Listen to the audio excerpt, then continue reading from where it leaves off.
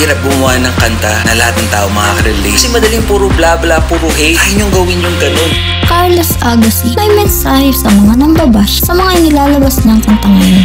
Nitong mga nakaraan ay madalas mag-viral ang veteranong aktor at rapper na si Carlos Agassi dahil sa mga inilalabas nitong kanta. Marami ang hinahangaan ito dahil sa nakuha nito ang atensyon ng mga tao dahil sa bago niyang style ng pagrarap. Pero marami din ang nambabash dito. Karamihan sa mga basher ni Carlos ay hindi alam na matagal na siyang rapper, kaya sa inilabas nitong pahayag ay ibinida niya ito sa mga taong hindi ito alam. Sa mga nagmamagaling sa mga lyrics, guys, I've been doing this for 27 years.